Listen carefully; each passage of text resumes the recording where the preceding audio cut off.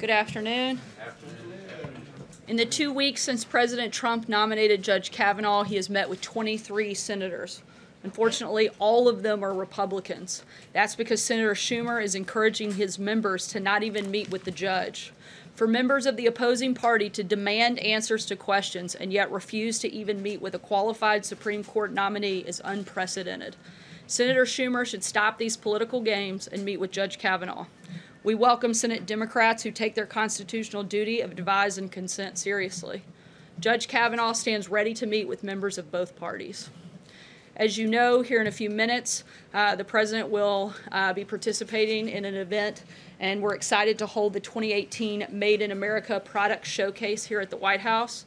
The President is committed to policies that ensure more products are made in America. Today we will see items like snowboards made by Never Summer Industries in Colorado, campers made by the Newmore Corporation in Indiana, an F-150 truck made by the Ford Motor Company in Michigan, and baseball bats made by BWP Bats in Pennsylvania. And a personal favorite, Ranger boats from Flippin, Arkansas is also here. The President celebrates every state's effort and commitment to American-made products, and he is honored to have these companies here today. And we look forward to having you all join us at that event here shortly. And with that, we'll hurry and jump into questions. Kevin. Sarah, thanks. Is the President considering the Republican House intel request to declassify key sections of the records with respect to that FISA document release? And will he do that declassification before the House goes into recess at the end? The President has purposefully remained uninvolved in this process.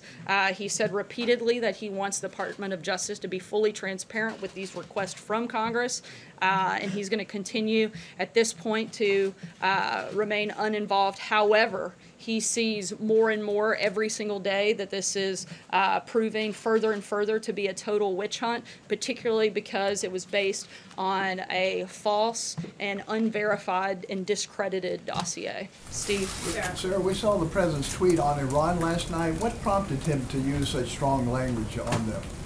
The President's been, I think, pretty strong since day one in his language towards Iran. He was responding to comments made from them, and he's going to continue to focus on the safety and security of American people. What would it take to have direct negotiations between the President and President Rouhani? I'm not going to get into specifics and certainly not negotiate with the press. That would be a determination that the President would make on what that looks like. But the ultimate goal and the focus of the President is making sure that we keep nuclear weapons out of their hands and that we focus on the protection of Americans. Sarah, the President tweeted yesterday that Russia's election interference was all a big hoax. Those are the words he used. But last week he said he had full faith in the U.S. intelligence agencies. So does he believe the interference was a big hoax, or does he have faith in the intelligence agencies that have concluded definitively the other way, that Russia did, in fact? As the President has said many times and stated it over and over again, as have I, and a number of other administration officials, we maintain that Russia interfered in the elections. The President, however, very much so, and has repeatedly, as again have the rest of us, that his campaign colluding in that process is a total hoax, and we still hold strong to that. The tweet suggested overall that it was a hoax, though. The President is referencing the collusion component. Once again, the President has faith in the intelligence that suggests and maintain that Russia was involved in the elections. However, it's also important that same information concludes that it had no impact on the election, and that the President, again, would like to repeat that there was no collusion. John? Thank you, Sarah. Sort of following up on that question, the President has very forcefully spoken out against Iran. He's very forcefully spoken out against North Korea. He has said that he will forcefully speak out against any threat to the United States. Russian election interference is a threat to our democracy. Why will he not forcefully denounce that? The President has been incredibly tough on Russia. He's brought it up directly to him in person every single time that they have met. He has put unprecedented sanctions and been extremely tough on Russia across a number of fronts, which we've addressed here many times before. Frankly, I'm not sure why that is so hard for the media to write about. We've repeated it time and time again. The policy that the President has been since day one in office has been extremely tough on Russia, probably more so than with any other country. John? Thank you, Sarah. Senator Rand Paul today made a strong attempt to vitiate the credibility of former CIA Director John Brennan, saying that he's, and I quote, monetizing his security clearance and that it should be removed from him. He even called on the president to do this. Will the president consider Senator Paul's suggestion and call for the removal of former Director Brennan's security clearance?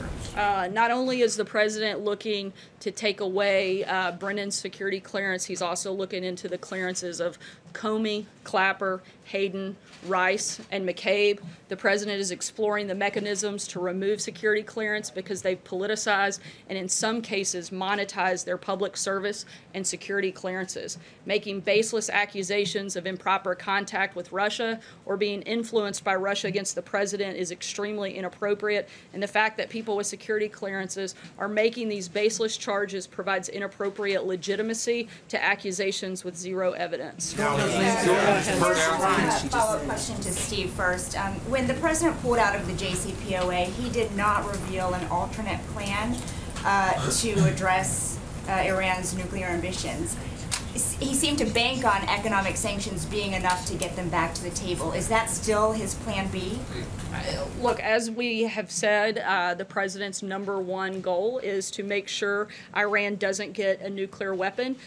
We have similar and shared interests with our European allies. We're continuing to have discussions with them, and when we have specifics on that front, we'll let you know. About Russia, Sarah, my question was a follow-up, but my question about Russia is that, President Trump continues to air his grievances about the coverage of his meeting with Vladimir Putin. Because you guys continue to obsessively cover it. But we can't really, because it's been 7 days. We have not received a readout. We have not received any specific details about agreements that were reached, whether formally or verbally. So when can we expect that? And by the way, the only did he take specific notes? agreement that was made was that the two national security teams from both the United States and Russia would continue at a working level these discussions. I can tell you that Ambassador Bolton plans to have a meeting, a follow-up with his counterpart from Russia next month, in addition to meetings with other European allies to further those discussions, and we'll keep you posted when we have specific details on what that meeting looks like. Sarah,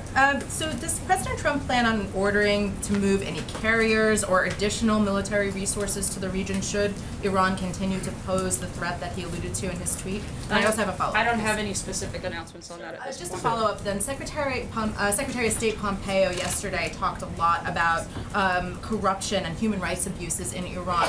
Why is he zeroing in, and why is the administration zeroing in on Iran when a number of other states are guilty of the same transgressions, including Russia, which we are now warming up to? Again, we've had tough conversations with Russia. We've been tough on them with our policy.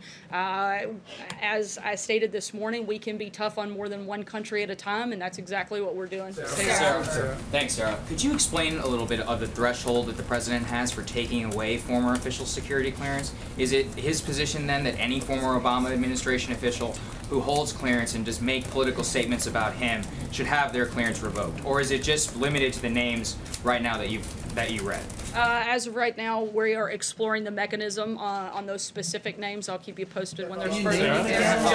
Thanks a lot, Sarah. The language the president used in the tweet that he sent out last night was very similar to the language he used last August in New Jersey when he spoke of fire and fury being rained down on North Korea. And of course that led to a one-on-one meeting the president ultimately had with Kim Jong-un.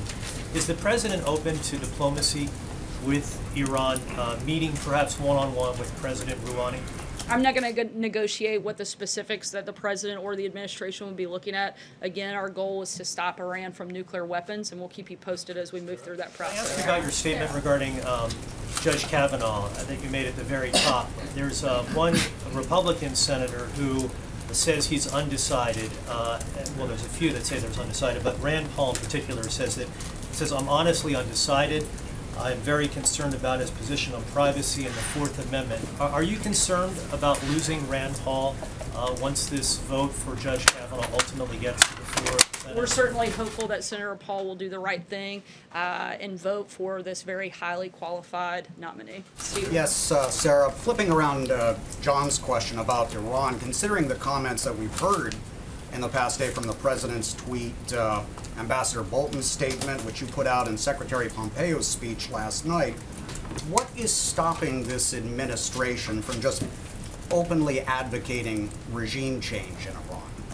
Again, our focus is on stopping Iran from having nuclear weapons, regardless of who is there. That's what our priority is, and if we have any further announcements on that front, I'll let you know. But the president and his administration are going to continue pushing and advocating for that. Sarah, regarding one of the stories that broke on Friday, how did the president feel when he found out that his longtime lawyer and fixer had reported him surreptitiously?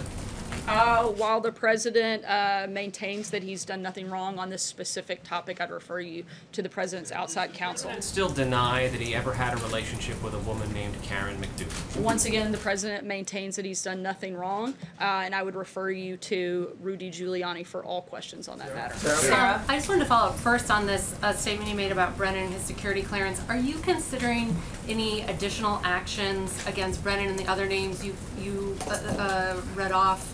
In addition to revoking their security clearance, is there any other action under review? Not that I'm aware of. And then, to go back real quick to the Russia investigation, so the FISA application on Carter Page states that he is a Russian agent involved in clandestine activities.